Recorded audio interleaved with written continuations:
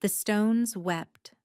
Eowyn pressed her palm against the dungeon wall, feeling centuries of moisture seep through the cracks. Somewhere far above her head, music swelled through the palace floors. Drums and harps and voices raised in celebration, all of it filtering down to her cell like a cruel lullaby. Today, the kingdom of Valdoria would crown its Luna. Elawyn closed her eyes, letting the cold seep into her bones. She had been here for 3 weeks now, buried beneath the very palace where she had once served as a seamstress to the royal household. 3 weeks since Isadora had pointed her elegant finger and accused Elwyn of stealing from the Luna's personal chambers. The charges were false. Elwyn had stolen nothing. But truth meant little when the accuser was the most powerful woman in the realm, the Alpha King's chosen bride.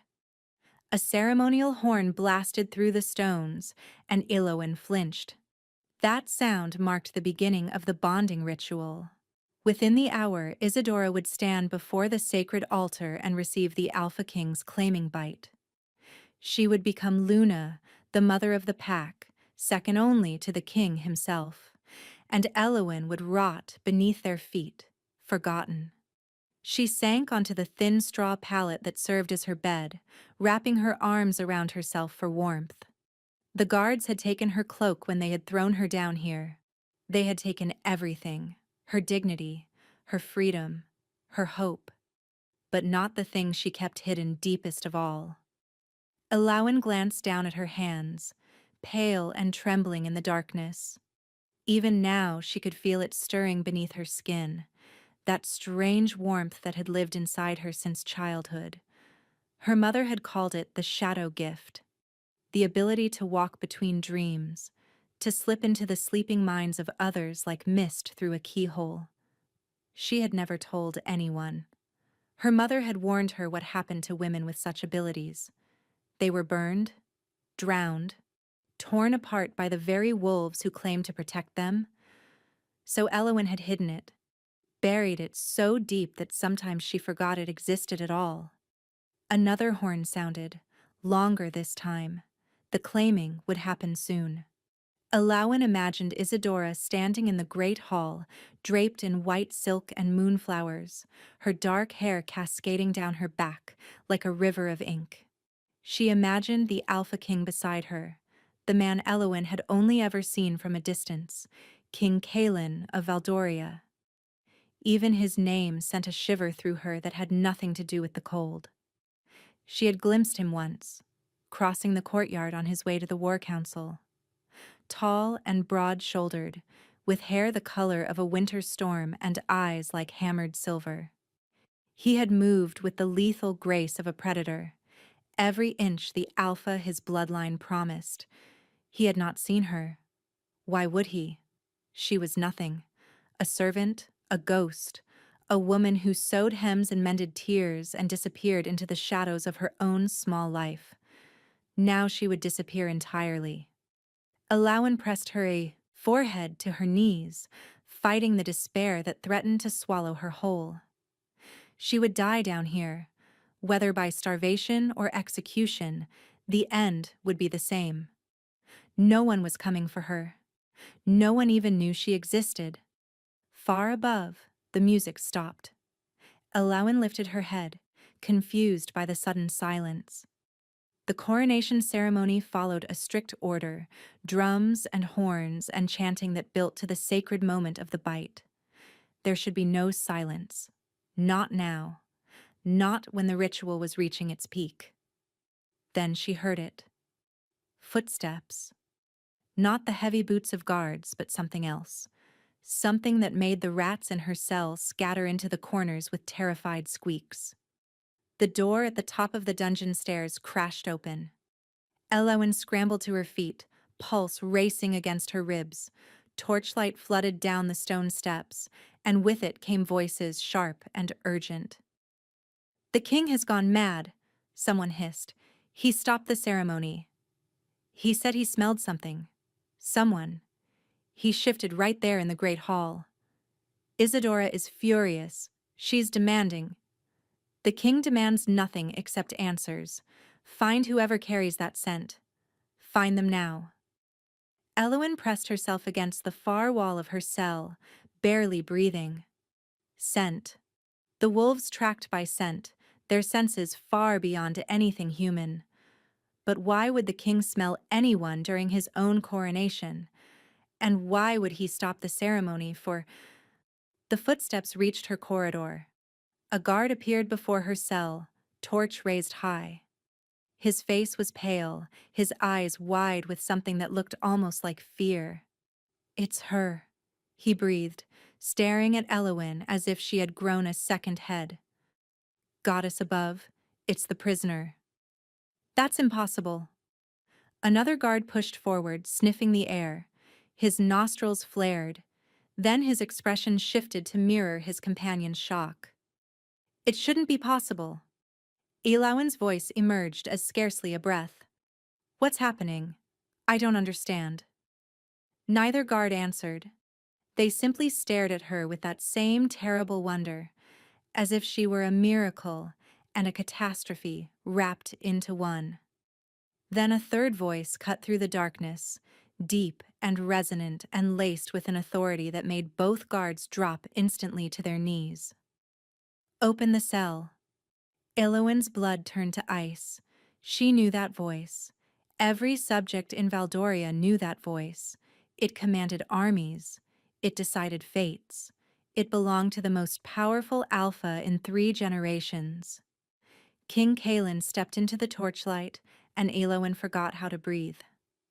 He was still wearing his coronation attire, black velvet and silver thread, but the fine fabric was torn at the shoulders where his shift had begun. His eyes, those famous silver eyes, burned with something far more dangerous than anger. They burned gold. "Leave us," he commanded without looking at his guards. "Your Majesty, the ceremony." "I said leave." The guards fled. And Elowen found herself alone with the Alpha King, separated only by iron, bars that suddenly felt like no protection at all. Kaelin did not speak immediately. He simply stood there, chest heaving, those molten gold eyes fixed on Elowen with an intensity that made her want to simultaneously flee and fall to her knees. The wolf was close to his surface, she realized. Closer than it should ever be during a sacred ceremony. Something was very wrong. "What is your name?" His voice was rough, as if the words were being dragged from somewhere deep in his chest. "Elowen."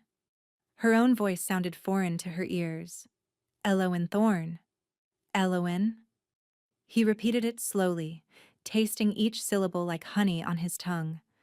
Something flickered across his face. Pain or pleasure. She couldn't tell. "Why are you here?" "In my dungeon?" "I was accused of theft, Your Majesty, by the Lady Isadora." His jaw tightened. "And did you steal from her?" "No." Elowen met his burning gaze, drawing on reserves of courage she didn't know she possessed. "I have never stolen anything in my life." For a long moment he simply stared at her. Then, without warning, he reached out and gripped the iron bars of her cell. The metal groaned beneath his hands. "I was standing at the altar," he said, his voice dropping to something barely audible. "Isadora was beside me, ready to receive my bite. And then I smelled something. Someone." His golden eyes bored into hers. "You. I smelled you through 3 floors of stone and centuries of wards. My wolf went mad. He nearly killed my own guards trying to reach you." Elowen's chest tightened. "I don't understand. I'm nobody. I'm just a seamstress." "You're not nobody." The words came out as a growl. "You're mine." The iron bars shrieked as they tore free from their moorings. Elowen stumbled backward, a scream catching in her throat, but Kaelin moved faster than thought. One moment he was outside the cell. The next, he was inside with her, his hands gripping her shoulders, his face inches from hers. "Mine," he repeated, and this time the word was barely human. "My wolf has claimed you. I don't know how. I don't know why. but you belong to me. I don't. Elowin tried to form coherent words, but his proximity was overwhelming. Heat radiated from his body, seeping into her frozen limbs, and his scent surrounded her, pine and wood smoke, and something wild that made her head spin. I don't even know you. Neither do I. His laugh was bitter. I was about to bind myself to another woman. I've been promised to Isadora since we were children, and now my wolf tells me none of that matters, that the only woman who matters is a prisoner I've never seen before. His grip on her shoulders gentled, though he didn't release her. His thumb traced a slow circle against her collarbone, and Elowin shivered at the unexpected tenderness. "What are you?" he murmured, more to himself than to her. "What magic do you carry that could do this to me?" "No magic." The lie tasted sour on her tongue. "I have no magic." But even as she spoke, she felt the shadow gift stir inside her, responding to his proximity like a flower turning toward the sun.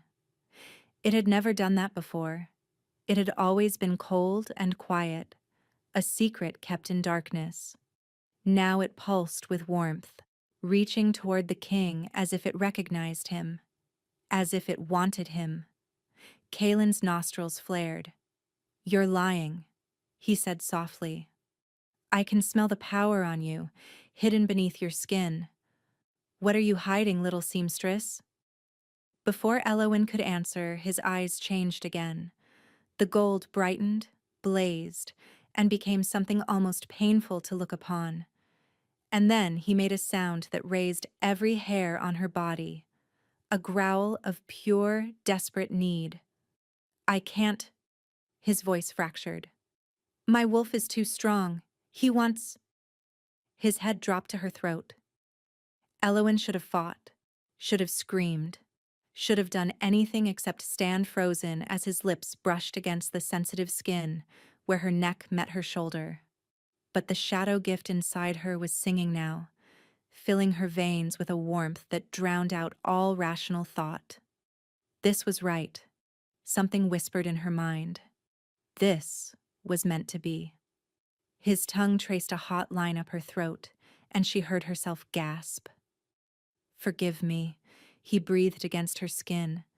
Then his teeth sank deep into her flesh. Pain exploded through Elowin's body, sharp and blinding and overwhelming.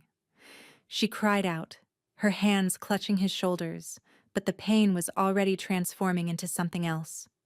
Heat flooded through her veins, rushing from the wound outward until every inch of her body burned with it. She felt him in her mind, not just his presence, but his emotions, his confusion, his desperation, his profound and terrifying certainty that she belonged to him. The bond snapped into place between them like a chain forged in fire. And then the shadow gift inside her exploded. Darkness poured from her hands, wrapping around them both like living smoke. Elowin heard Kaelin cry out in shock, felt him release her throat, but she couldn't see him anymore. She couldn't see anything except shadows that danced and writhed with a power she had never unleashed before. The last thing she heard before consciousness fled was his voice, raw with wonder and fear. "What are you?" Elowin woke to the sensation of silk beneath her cheek. For a confused moment she thought she was still dreaming. The dungeon had no silk. The dungeon had nothing but cold stone and rotting straw, and the distant mockery of celebration. Then memory crashed over her, the torn bars, the king's golden eyes, his teeth in her throat, and she bolted upright with a gasp. She was in a bedchamber. Not just any bedchamber, but one of such opulence that it stole her breath. Velvet curtains the color of midnight hung from the windows. A fire crackled in a hearth large enough to roast an ox, and the bed she lay upon was draped in silver silk, soft as clouds against her skin. Her hand flew to her throat. The wound was gone. Elowin's fingers traced the spot where Kaelin's teeth had broken skin. The flesh was smooth and unmarked, as if the bite had never happened at all. but she could still feel it somehow, a phantom sensation of pressure and heat that made her shiver. Good. You're awake. Elowen spun toward the voice. An elderly woman sat in a chair by the fire, her silver hair braided back from a weathered face. Her eyes, amber and knowing, studied Elowen with careful assessment. I am Marin, the woman said, healer to the royal household. You've been unconscious for nearly a full day. A day? Elowen's voice cracked. What happened? The king. The king has not left the corridor outside that door since he carried you here. Marin's tone was carefully neutral. He refuses food, rest, and counsel. He simply paces and waits and occasionally growls at anyone who tries to enter. Elowen felt heat rise to her cheeks. He bit me. Yes, a claiming bite. Marin's expression grew troubled. Given to a human, without consent, without preparation. Such a thing has not happened in centuries. What does it mean? Marin was quiet for a long moment. Then she rose from her chair and moved to sit on the edge of the bed, her aged hands folding in her lap. Among our kind, the claiming bite is sacred. It binds two souls together, creating a bond that transcends physical distance and even death. When an alpha claims his Luna, they become two halves of one whole. Elowen's pulse quickened. But I'm not his Luna. Isadora. Isadora was to be his chosen mate. A political arrangement, not a fated bond. Marin's amber eyes held something that might have been pity. What happened between you and the king was not a choice. It was destiny crying out to be acknowledged. I don't believe in destiny. Perhaps not. But the bond believes in you. Marin reached out and touched Elowen's hand. Tell me, child. Can you feel him? The king? Is there a thread in your chest that pulls towards something beyond this room? Elowen wanted to deny it. She wanted to insist that she felt nothing, that this was all a terrible mistake. But she could feel him. Even now, with walls between them, she could sense Kaelin's presence like a second heartbeat in her chest. His anxiety pulsed through her, his desperate need to see her, to touch her, to confirm that she still breathed. Yes, she whispered. I feel him. Marin nodded slowly. Then the bond is forming, but it's incomplete. Without a second bite, without you claiming him in return, the bond will remain unstable. And if it remains unstable? The healer's silence was answer enough. Before Elowen could press further, the door burst open. Kaelin stood in the doorway, his silver eyes wild and his chest heaving as if he'd been running for miles. She's awake. His voice was hoarse. I felt her wake. I felt... He stopped mid-sentence, his gaze locking onto Elowen's face. For a moment, neither of them moved. The bond between them hummed with electricity, pulling them toward each other with invisible force. Then Kaelin crossed the room in 3 strides and fell to his knees beside the bed. I'm sorry. The words tumbled out of him, raw and broken. I'm so sorry. I couldn't control it. My wolf took over and I... Your Majesty. Elowen's voice trembled. Please stand up. You shouldn't kneel to me. I should kneel to no one else. He looked up at her, and she saw tears glistening in his silver eyes. I violated you. I forced a bond you never asked for. Whatever punishment you demand, I will accept. Elowen stared at him, this powerful king brought to his knees before her, and felt something shift in her chest. Not the bond, but something older.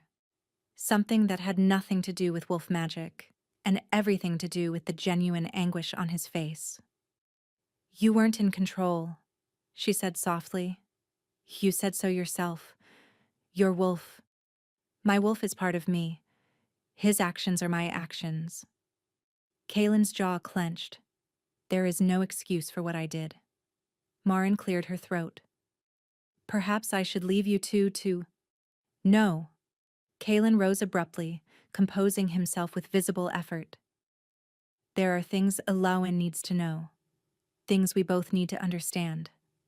His gaze shifted to her, intense and searching. In the dungeon, when I bit you, something happened. Shadows poured from your hands. They wrapped around us both like living darkness. Elowin's blood chilled. I don't know what you're talking about. Don't.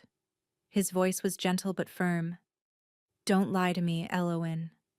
Not about this. I felt your power touch my soul. I saw what you carry inside you. The secret she had guarded her entire life was crumbling around her. Elowin looked between Kaelin and Marin, searching for condemnation, for fear, for the hatred she had always been taught to expect. Instead, she saw only wonder. Show me, Kaelin said quietly. Please, show me what you are. Every instinct screamed at her to refuse, to deny, to run.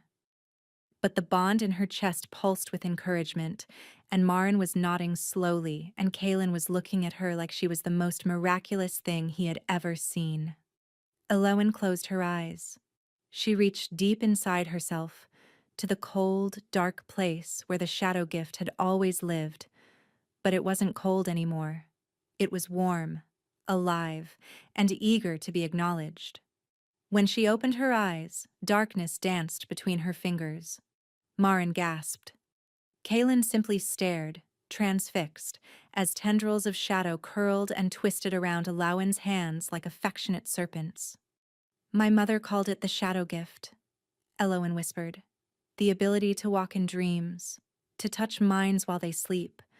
She said I must never tell anyone. She said they would kill me if they knew. Kill you? Kaelin's voice held an edge of steel. For having the old magic? The old magic was purged from Valdoria generations ago, Marin said quietly. Those who carried it were hunted, burned, destroyed.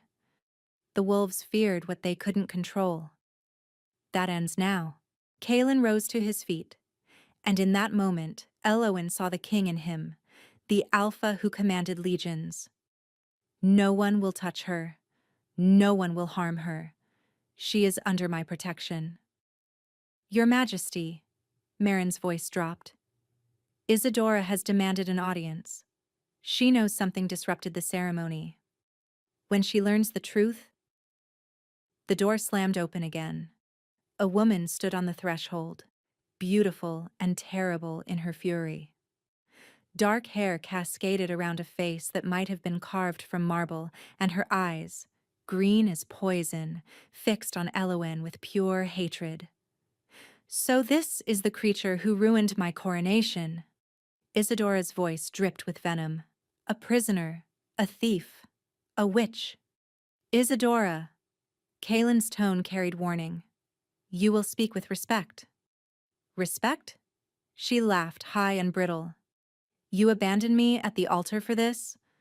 I have waited my entire life to become your Luna, and you cast me aside for a dungeon rat with dark magic? I cast aside nothing. Fate intervened. Fate? Isadora stepped closer, her beautiful face twisting. There is no fate. There is only power, and I will not surrender mine to some orphan seamstress with shadow tricks. She raised her hand, and Elowin saw moonlight gathering at her fingertips. Kaelin moved, but not fast enough. Silver light shot from Isadora's palm, aimed directly at Elowin's heart. There was no time to think, no time to run. Elowin's shadows erupted instinctively, rising like a shield between her and the attack. The collision of light and dark sent shockwaves through the room. When the dust cleared, Isadora was staring at Elowin with something new in her eyes. Something that looked almost like fear. Impossible, she breathed. No human could block my magic. She's not just human anymore. Marin's voice was barely audible. The claiming bite has changed her. Isadora's gaze dropped to Elowin's throat, to the place where no mark remained, but where the bond had been forged. Understanding dawned, followed by rage so profound it seemed to darken the very air around her. "You will regret this," she hissed at Kaelin. "Both of you will regret this." She turned and swept from the room, leaving silence in her wake. Kaelin moved immediately to Eloin's side. "Are you hurt?" "No, I'm fine." But her hands were shaking and shadows still curled around her fingers, agitated and restless. "What happens now?" Kaelin and Marin exchanged a look heavy with meaning.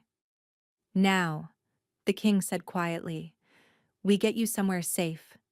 Isadora has allies throughout the palace, and she will not rest until you are destroyed." "But where can I go? If she has the reach, you say." "There is one place." Kaelin took her hands in his, shadows and all.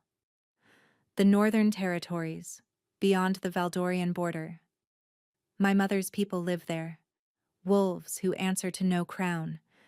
They can protect you until we understand what the bond has awakened." "You want me to leave?" The words hurt more than they should have. "I want you to live." His voice broke on the last word. "Please, Eloin, let me keep you safe." She saw the agony in his eyes, the war between his need to have her near and his terror of losing her entirely. "How long?" she whispered. "A few weeks, maybe less, just until I can neutralize Isadora's threat." Eowyn wanted to refuse. Every fiber of her being screamed against separation, against leaving this man she barely knew, but somehow needed like air. But she also saw the wisdom in his words. Isadora's attack had been swift and merciless. Next time, Eowyn might not be fast enough to defend herself. "All right," she said. "I'll go." Relief and anguish warred on Kaelin's face. He raised her hand to his lips, pressing a kiss to her knuckles that burned like a brand. "I'll come for you," he promised, "as soon as I can. Nothing in this world will keep me from you." That night, as Brennick the guard escorted her through secret passages toward a waiting horse, Eowyn felt the bond in her chest stretch thin and aching. She didn't look back. She couldn't. Because if she looked back, she would never leave. The northern territories were nothing like Valdoria. Where Kaelin's kingdom was all stone castles and manicured gardens, this land was raw wilderness. Mountains clawed at the sky, their peaks lost in perpetual mist. Ancient forests stretched in every direction, their trees so old and vast that their roots seemed to grip the very bones of the earth. Eowyn had been here for nearly 3 weeks. Nearly 3 weeks of hiding in a remote cabin, attended by Brennick's grandmother, a stoic woman named Orleth who spoke little and watched much.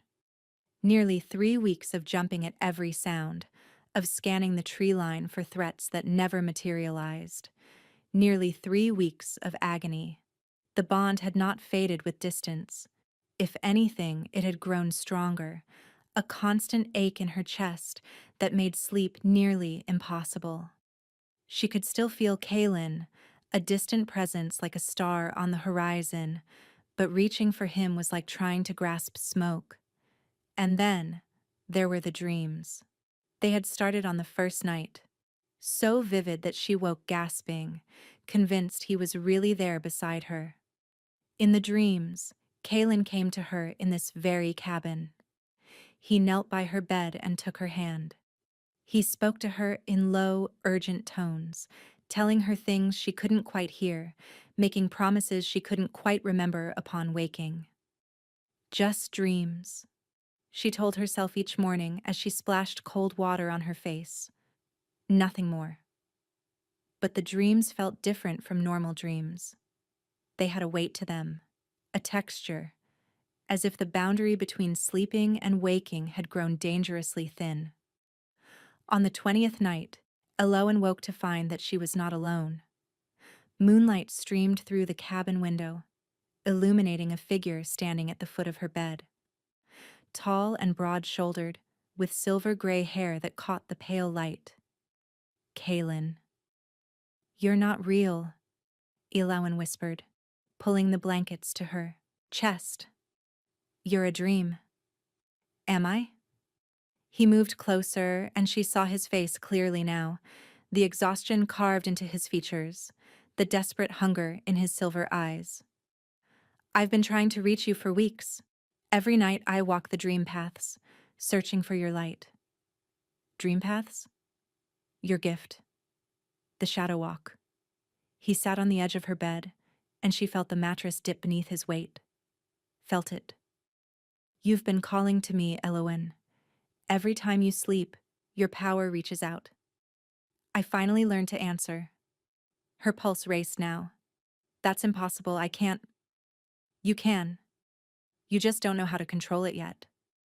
He reached out and touched her cheek, and his hand was warm and solid and real. I'm really here. Not my body, but my spirit. Your power brought me to you. Elowin's breath caught. If this was real, if he was actually here? Isadora, she said suddenly. What's happened? Is it safe for me to return? The light in Kaylin's eyes dimmed. Not yet. She's consolidated power among the old families, those who oppose the mate bond on principle. She's telling them that you bewitched me, that your magic is a threat to the kingdom. Is anyone listening? Too many. His jaw clenched. She's also done something else. Something I only discovered yesterday. What? Kaylin was quiet for a long moment. Then he spoke, and his voice was hollow with grief. The dungeons where you were held. The poison Isadora used to keep you weak. It wasn't just ordinary cruelty. He met her eyes. She knew what you were, Elowin. Somehow she knew about your power before I ever caught your scent. Cold dread pooled in Elowin's stomach. How is that possible? I don't know yet, but I intend to find out. He took both her hands in his, and despite everything, warmth flooded through her at the contact. I'm so sorry I sent you away. Every day without you is torture. For me as well. The admission escaped before she could stop it. The bond, it hurts. It's like something inside me is constantly reaching for something it can't find. Pain flickered across his face. The incomplete bond. Marin warned me this would happen. What do you mean, incomplete? A claiming bite forges only half the bond. The other half... He stopped, seeming to war with himself. The other half requires you to bite me in return. Elowin stared at him. I bite you? To complete the bond. To become truly mated. His silver eyes held hers with devastating intensity. I would never ask it of you, Elowin. Not after how this began. But without the completion, the bond will continue to cause you pain. It might even... He stopped again. It might even what? Elowin pressed. Nothing. It doesn't matter. He squeezed her hands. We have time. I'll find a way to fix this, I promise. I'll find a way to keep you safe and break Isadora's hold, and... The dream began to fracture around them. Elowin felt reality tugging at her, pulling her back toward waking. Kaylin's form flickered like a candle in the wind. Wait. She gripped his hands tighter. Don't go. Not yet. I'll come back tomorrow night. I'll come back every night until you can come home. His voice was fading. Remember that I'm real, Elowin. Remember that this is real. Whatever happens, whatever you hear, know that you are mine, and I am yours, and nothing will change that. Nothing. He vanished. Elowin jolted awake to gray dawn light filtering through the cabin window. Her hands were clenched on empty air, and her cheeks were wet with tears she didn't remember crying. The door creaked open, and Orlith entered with a breakfast tray. You cried out in the night, she said, her voice rough as tree bark. Bad dreams? Elowin opened her mouth to say yes, then stopped. Because lying on the pillow beside her, exactly where Kaylin's hand had rested moments before, was a single gray wolf's hair. Not a dream, after all. She was still staring at the impossible evidence when another figure appeared in the doorway. Brennick, his face grave with news. "Someone's coming," he said. "From the palace, a healer named Marin. She says it's urgent." An hour later, Elowen sat across from Marin in the cabin's small main room. The old healer's face was drawn with exhaustion and something deeper, something that looked terribly like grief. "Tell me," Elowen said, fear coiling in her stomach. "Whatever it is, just tell me." Marin reached across and took Elowen's hands, just as Kaelin had done in the dream. "The incomplete bond," she said quietly. "I should have explained more before you left. The truth is, when an alpha claims a mate who doesn't complete the bond in return, the magic doesn't simply cause pain. What does it do?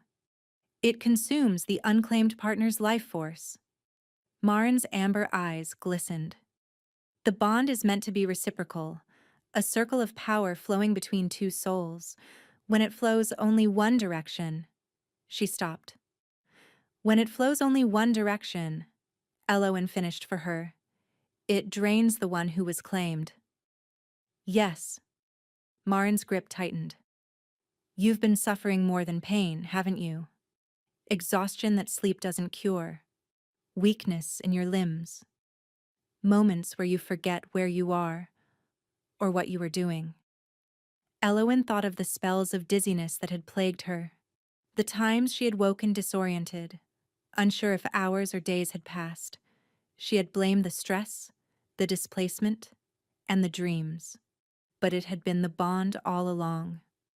"How long do I have?" she whispered. Marin's silence was answer enough. When she finally spoke, her voice carried the weight of a death sentence. "The bond is killing you, child. You have days, not weeks." "There must be another way." Elowen paced the small cabin, her shadow gift flickering restlessly around her fingers. Outside, a storm was gathering, dark clouds swallowing the mountain peaks. It felt appropriate somehow, as if the sky itself mourned her impending fate. Marin sat by the fire, her weathered face carved with sorrow. "I've searched every text, consulted every elder I could reach. The only cure for an incomplete bond is completion." "Then I'll complete it." Elowen stopped pacing, resolve hardening in her chest. "I'll go back to Valdoria. I'll find Kaelin and you won't survive the journey." Marin's voice was gentle but firm.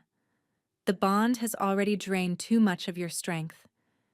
Even with horses, even at full speed, your body would fail before you reached the palace gates." Elowen sank onto the edge of her bed, despair washing over her. "So I'm supposed to just sit here and wait to die?" "There is one possibility." Marin hesitated, clearly warring with herself. "The blood moon rises in 3 days. It's said that the old magic runs strongest during the crimson night. If we could bring Kaelin here, to you..." "How? You just said I can't survive the journey. He certainly can't abandon his kingdom for..." The cabin door crashed open. Brennick stumbled inside, blood streaming from a gash on his forehead. Behind him, silhouetted against the storm-dark sky, stood a figure Elowen had hoped never to see again. Isadora. "Did you really think," the would-be Luna purred, stepping over the threshold, "that I wouldn't find you?" Guards poured in behind her, a dozen wolves in human form, their eyes gleaming with predatory light. They seized Brennick before he could reach for his weapon, forcing him to his knees.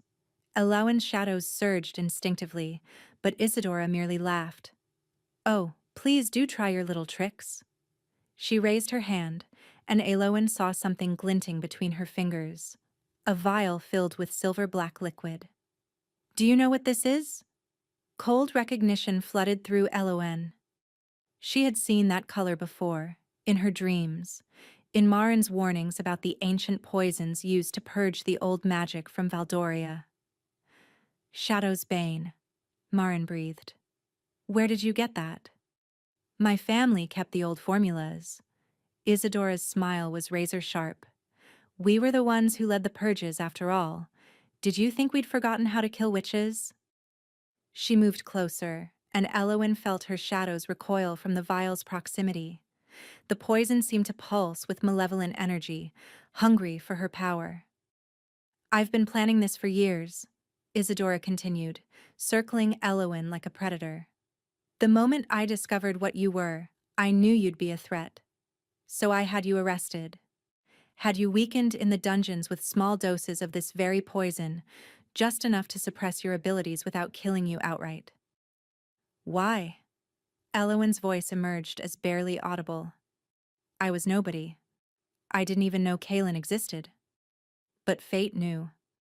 Isadora's beautiful face twisted with hatred. The seers warned me years ago that a Shadow Walker would steal my throne. I searched for decades, eliminated every possibility, and still you survived. Hidden in plain sight, sewing my dresses while destiny conspired against me. She grabbed Elowen's chin, forcing their eyes to meet. No more. Tonight I end this. I'll tell Kaelin you died from the incomplete bond, that his foolish claiming killed you before I could intervene. He'll be devastated, of course. But eventually, he'll need a Luna. And I'll be there, patient and loyal, ready to comfort him in his grief. He'll know. Elowen pulled free from Isadora's grip. The bond connects us. He'll feel me die and know something's wrong. Will he? Isadora's smile returned, colder than before. The Shadow's Bane doesn't just kill Little Witch. It severs. It will cut the bond so cleanly that Kaelin won't feel a thing. One moment you'll exist in his heart. The next, you'll simply be gone. A clean erasure. She uncorked the vial. Elowen's shadows erupted. Darkness exploded outward from her body, far stronger than she'd ever managed before. Guards flew backward, crashing into walls. The vial was knocked from Isadora's hand, shattering on the stone floor. But the poison was already in the air. Elowen inhaled before she could stop herself, and agony lanced through her chest. Her shadows flickered, wavered, began to dissolve like smoke in sunlight. No! She tried to gather her power, but it slipped through her mental fingers like water. Isadora rose from where she'd fallen, her green eyes blazing with triumph. Foolish girl! Did you think a single vial was my only weapon? She drew another vial from her cloak, then another, then another. I came prepared to end you a dozen times over. Isadora advanced, and Elowen stumbled backward, her legs failing beneath her. Your shadows can't save you now. The cabin door exploded inward for the second time. But this time, it wasn't guards who entered. It was wolves. Massive, silver-furred wolves, their eyes blazing gold as they lunged at Isadora's guards. Snarls and screams filled the air. Elowen saw Marin being pulled to safety by Brennick, saw Isadora shrieking commands that no one obeyed. And then she saw him. A wolf larger than all the others, his fur the color of storm clouds, his eyes molten silver that burned with desperate fury. He barreled through the chaos, scattering guards like leaves, his entire being focused on one goal, her, Kaelin. But even as relief flooded through her, the poison was spreading. Elowen felt it in her veins, cold and corrupting, eating away at everything that made her herself, her shadow gift, her strength, her connection to the man racing toward her. Kaelin. His name emerged as barely a breath. He reached her just as her legs gave out completely. His wolf form shimmered, twisted, and suddenly it was his human arms catching her, his human voice crying out her name. Elowen, stay with me, stay with me. But the poison was stronger than her will.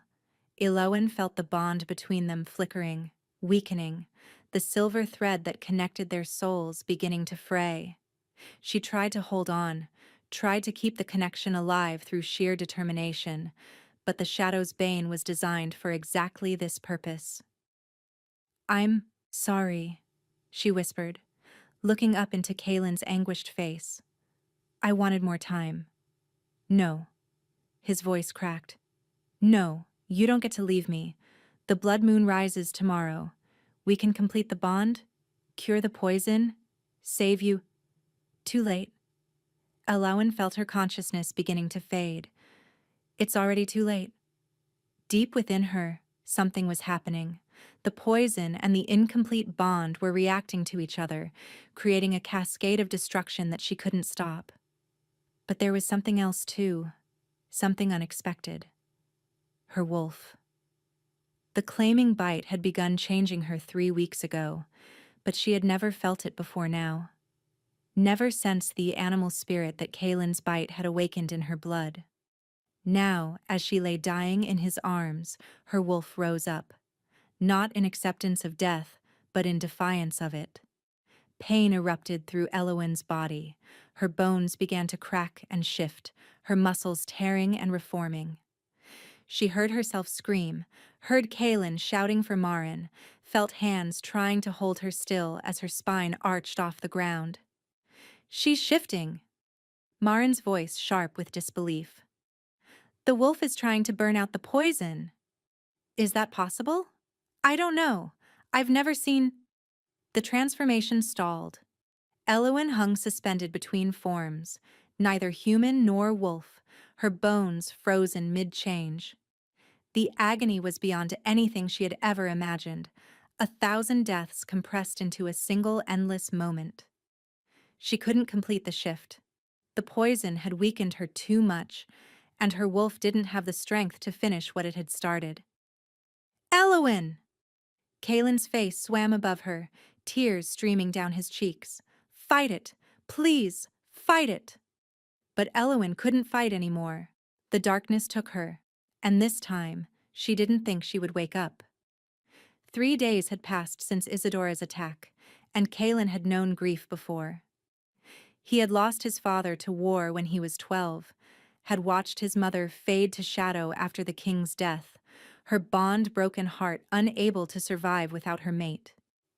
He had thought he understood loss, understood the hollowing devastation of having something precious ripped away. He had understood nothing. Elawan lay on the cabin floor, her body frozen in grotesque transformation, neither human nor wolf. Her breathing was so shallow that he had to press his ear to her chest to confirm she still lived. Her heartbeat was barely a flutter, a candle flame guttering in a hurricane. There must be something. His voice was hoarse from hours of desperate pleading. Marin, please, there must be something we can do. The old healer knelt beside him, her face gray with exhaustion. They had worked through the night, trying every remedy, every ancient technique, every prayer to gods who seemed determined to ignore them. Nothing had worked. The blood moon rises tonight, Marin said quietly. If she survives until then, the lunar magic might give her wolf the strength to complete the transformation. And if she doesn't survive? Marin didn't answer. She didn't need to. Kalen gathered Elowen's twisted form into his arms, careful not to jostle the bones that had frozen mid-shift. She weighed almost nothing, as if death was already claiming pieces of her soul. I did this. The words tore from him like shards of glass. I bit her without consent, bonded her without permission, and now she's dying because of my wolf's selfishness. Your wolf recognized its mate, Marin said gently. That's not selfishness. That's destiny. Destiny? Kalen laughed, and the sound was awful. What kind of destiny kills the one person you're meant to love? He pressed his forehead to Elowen's, breathing in her fading scent. She still smelled like midnight flowers and autumn rain, but beneath that was something acrid, the poison eating her from within. I should have refused the claiming urge, should have fought harder against my wolf, should have denied your very nature? Marin shook her head. A wolf cannot refuse its mate any more than the tide can refuse the moon. What happened between you was written in stars older than this world. Then the stars are cruel. Marin was quiet for a long moment. Then she spoke, and her voice carried the weight of ancient knowledge. There is one thing we haven't tried. Kaylin's head snapped up. Tell me. The completion ritual. If you could somehow trigger it, the reciprocal bond might give her wolf the strength it needs. She can't bite me? Kaylin gestured at Elowen's frozen form. She can barely breathe. Not a physical bite. A spiritual one. Marin's amber eyes held his. Your shadow walker can move through dreams, can touch minds while bodies sleep. If you could reach her, wherever her spirit has fled, if you could guide her back to herself. How? I'm no shadow walker. I can't. You walked her dreams before. She told me, that first night you found each other across the miles. The bond allowed it. Marin gripped his arm. The bond is still there, Kaylin. Damaged and fading, but not gone. If you follow it deep enough, you might find her. Hope, fragile and desperate, flickered in Kaylin's chest. What do I do? Marin guided him to lie beside Elowen's broken body. She placed his hand over her stuttering heart, positioned his forehead against hers. Close your eyes, she instructed. Find the thread that connects you. Follow it into the dark. Kaylin closed his eyes. At first, there was nothing but blackness. He searched for the bond, for that silver thread that had always pulsed between them, but found only void. Then, so faint he almost missed it, a glimmer. He followed it. The darkness gave way to a landscape of shadow and mist. Kaylin found himself standing in a forest that seemed to exist outside of time, its trees twisted into impossible shapes, its paths leading in directions that hurt to contemplate. Elowen! His voice echoed strangely, multiplying and fracturing. Elowen, where are you? Nothing answered but the wind. Kaylin walked for what felt like hours, following the fading thread of their bond through the nightmare forest. The trees grew denser, the paths more treacherous. Twice he nearly lost the connection entirely, saved only by clinging to the memory of her face, her voice, her scent. Finally, he found her. She sat at the base of an ancient oak, her form flickering between human and wolf like a candle in the wind. Her eyes were closed, her expression peaceful. Too peaceful. Elowen. He fell to his knees beside her. Elowen, you have to wake up. You have to come back. Her eyes opened slowly and they held no recognition. Who are you? Kaylin's heart shattered. Your mate. Your bonded partner. The man who loves you. I don't remember, love. Her voice was distant, dreamy. I don't remember anything. It's peaceful here. Quiet. I think I'd like to stay. No. He grabbed her hands and they felt insubstantial beneath his grip. No, you can't stay. Our bond isn't complete. If you die here, if you fade away, then it will stop hurting. She smiled, and it was the saddest thing he had ever seen. Everything hurts so much out there. The poison and the change and the breaking. Here, nothing hurts at all. Kaylin understood then what he was truly fighting. Not the poison. Not the incomplete transformation. He was fighting her desire to surrender. I know it hurts, he said softly. I know what I did to you was wrong. The bite, the bond, all of it. You never asked for any of this. You were just a seamstress, living your quiet life, and my wolf destroyed everything. Elowen's flickering form grew slightly more solid. She was listening. But if you come back to me, Kaylin continued, pouring every ounce of love and desperation into his words, I swear on my crown, my kingdom, my very soul, that I will spend the rest of my life making it right. I will give you choices. I will give you freedom. I will give you everything you were denied. Tears slipped down Eloan's translucent cheeks. You can't promise that. I can. I am. I'm the Alpha King of Aldoria, and my word is law. He cupped her flickering face in his hands. Come back to me, Eloan. Complete the bond. Claim me as I claimed you, and we'll face whatever comes together. For one endless moment she hesitated. Then her hands rose to grip his wrists, and her eyes cleared, and she was there again. Truly there. The woman he loved fighting her way back from the brink. How? She whispered. How do I claim you here? The same way I claimed you. He tilted his head, baring his throat. Bite me, Eloan. Complete the bond, and let it pull you home. She leaned forward. But before her teeth could find his skin, the shadow forest convulsed.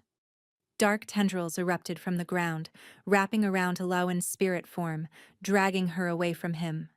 The poison! She screamed. It knows what we're trying to do. Kaelin lunged for her, but the tendrils were too fast. They pulled her down into the darkness, and her screams echoed long after she vanished. He woke gasping on the cabin floor. Hours had passed.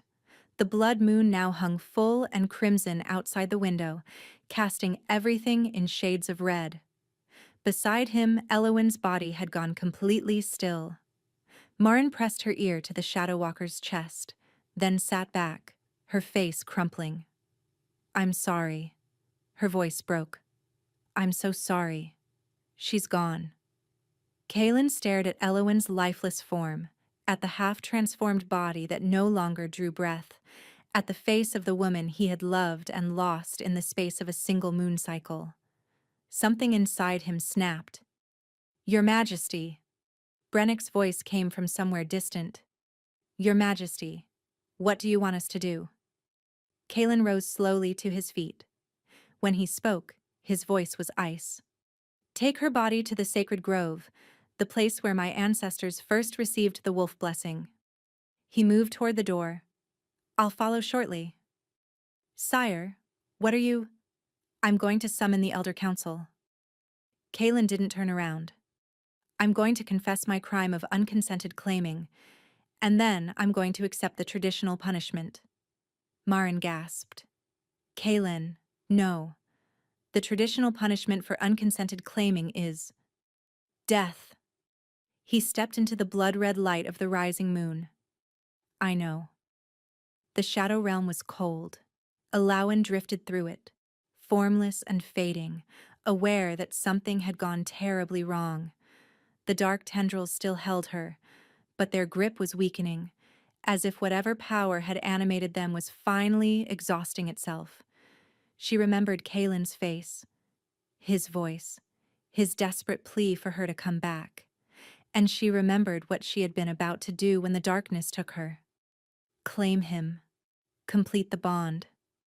Bite. The words echoed through her dissolving consciousness. She was dying, truly dying now, not just in body, but in spirit. Soon there would be nothing left of Eloan Thorne, the seamstress, the shadow walker, the reluctant mate of a king. No. The refusal came from somewhere deep inside her, from a place she hadn't known existed. Not her human mind, not her shadow gift. Her wolf. The animal spirit that Kaelin's bite had awakened. The creature that had tried so desperately to save her through transformation was still alive. Trapped, weakened, but burning with a fury that would not accept defeat. He is ours, the wolf snarled inside her. He is ours, and we will not let him die. What do you mean? Eloan asked. I'm the one dying. No. The wolf's presence grew stronger, forcing back the consuming darkness. He believes we are dead. He goes now to the sacred grove. He means to end his life for the crime of claiming us. Horror flooded through Eloan's fading spirit. Kaelin couldn't die. Not for her. Not because of her. Then fight. The wolf's voice was thunder. Stop surrendering. You have power beyond anything the poison can touch. You are a shadow walker. These shadows are your domain. Command them. Elowin looked at the darkim, tendrils that bound her, at the nightmare realm that had become her prison, and she saw them differently. Not as enemies, not as poison made manifest, as shadows, her shadows, extensions of the gift she had feared and hidden her entire life. You cannot command what you do not accept, her mother had once told her. The shadow gift is part of you, Elowen. Embrace it, and it will become your greatest strength. For the first time in her life, Elowen stopped fighting her power. She embraced it. Darkness exploded outward from her spirit form, but this time she controlled it. The tendrils that had imprisoned her dissolved into her being, becoming fuel rather than chains. The nightmare forest bent to her will, its twisted paths straightening, its impossible geometry making sudden perfect sense. She was a shadow walker, and shadows could not hold her against her will. "Wake up," the wolf commanded. "Wake up and shift." Elowin opened her eyes. She lay in the sacred grove, her broken body arranged on an ancient stone altar. The blood moon hung enormous in the sky, painting everything in shades of crimson. Around her she could hear voices, movement, the gathering of wolves for some terrible ceremony. Her bones were still frozen mid-transformation, her muscles still refused to cooperate. But something had changed. The wolf inside her was no longer alone. The shadow gift, fully awakened and finally accepted, flowed through Elowin's veins like liquid night. It didn't fight the transformation this time. Instead, it merged with it. Dark power amplifying wolf magic until both burned brighter than they ever could alone. Elowin's spine arched off the altar as the shift resumed. This time, there was no stalling, no freezing.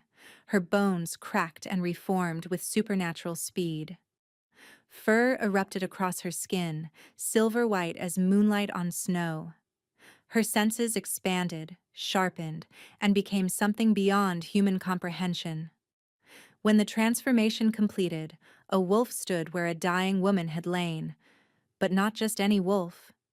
Elowin's fur shimmered with threads of living shadow, dark tendrils that danced around her like extensions of her will. Her eyes burned gold, but within that gold swirled depths of absolute darkness. She was something new, something that had never existed before, a shadow wolf. She threw back her head and howled. The sound shattered the night, echoing off mountains, rippling through forests, reaching across distances that should have been impossible. It was a howl of rebirth, of defiance, of a mate calling to her other half. Miles away, in the deepest part of the sacred grove, Kaelin heard it. He knelt before the elder council, his head bowed, the ceremonial blade already raised above his neck. He had confessed his crime, had accepted the judgment, was ready to pay the price for what his wolf had done. Then Elowin's howl reached him, and everything changed. "She lives." The words tore from him as he lunged to his feet. "She lives!" "Impossible," the eldest counselor said. The healer confirmed her death. "This is merely a wild wolf who—" Another howl, closer this time. And with it, a voice that echoed through the bond in Kaelin's chest, a voice he would recognize across any distance. "Mine." Kaelin shifted before the council could react. His wolf form exploded outward, massive and powerful, and he was running, crashing through the forest toward the source of that impossible, beautiful sound. He found her at the edge of the sacred grove, silver-white fur gleaming under the blood moon, shadow tendrils dancing around her form like living extensions of her soul, golden eyes that held darkness and light in perfect balance.